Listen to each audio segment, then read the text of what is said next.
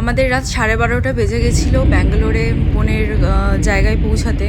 গোটা ব্যাঙ্গালোর এত সুন্দর আমি বলে বোঝাতে পারবো না, শুধু চারিদিকে গাছপালা ভর্তি আর সুন্দর ডেভেলপ শহর। আমার মনে হচ্ছে কোনো বাইরের জায়গায় চলে এসেছে, বিদেশে, মানে এত আমার ভালো লেগেছে। তো আমার বোনের কোলে গিয়ে দেখো সানায়া অ্যাজ ইউজুয়াল দুষ্টুমি শুরু করে দিয়েছে, চুলের মুঠি ধরে শুরু করে দিয়েছে। আমি প্রত্যেক দিনের অল্প অল্প করে ক্লিপস দেখাবো।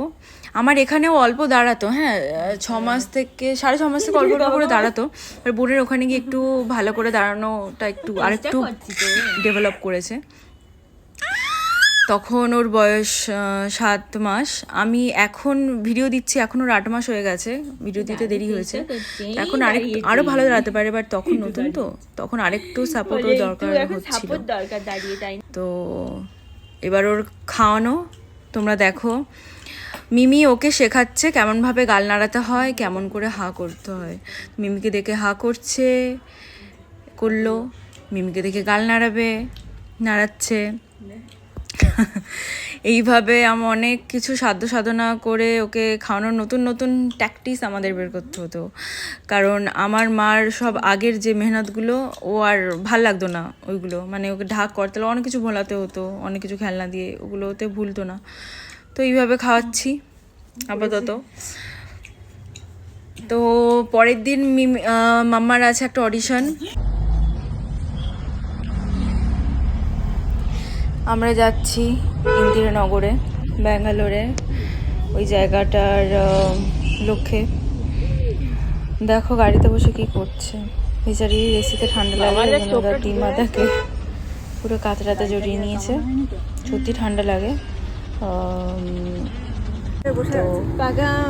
চলুন আপকামিং মডেল দেখা যাক, উনি আদৌ মডেল হতে পারেন কিনা, আদৌ সিলেক্টেড হন কি হন না, আমার সানায়া মাম্মাম। তো এখানে আমরা গেছিলাম কাস্টিউ একটা এজেন্সিতে। ওখানে অনেক এজেন্সি থাকে বিভিন্ন কাপড়ের ব্র্যান্ডের শ্যুটের জন্য, বাট আমরা ওখান থেকে কিছু আর করলাম না, কারণ আমরা চলে আসবো, থাকবো না। 1-2 মাসের মধ্যে যদি শ্যুট হতো তাহলে করতাম, বাট হলো না। ওখান থেকে একটা রেস্টুরেন্টে গিয়ে আমরা খেলাম। সানায়া তো কিছু খায় না, সানায়া দুষ্টুমি করছে, জিপ বার করে বাব্বা করছে, রাস্তায় শুয়ে পড়েছে, খুব টায়ার্ড হয়েছে, কাজের কাজ কিচ্ছু। এটা ভাবলে মডেল হবো, কিন্তু মা ক্যান্সেল করে দিল, ওই জন্য মেয়েটার মুখটা বোধহয় খারাপ। দেখো না হলো, কেন মা তুমি আমার সাথে কেন এরকম করলে? আমি ভাবলাম আমি ছোটা মডেল হব, কেন এরকম করলে মাম্মা? কিন্তু আমি তো থাকবো না ওখানে, 2 মাসের মধ্যে কোনো শ্যুট নেই মাম্মা। কত করে বোঝালাম আমার ছোট্টটাকে। এনিওয়েজ, আমরা ব্যাঙ্গালোরে গিয়ে আর কী করলাম, মিমির বাড়ি গিয়ে, আমার সানায়া মাম্মার মিমির কাছে গিয়ে, তোমরা দেখতে থাকো। পরের ব্লগ নিয়ে আবার চলে আসবো।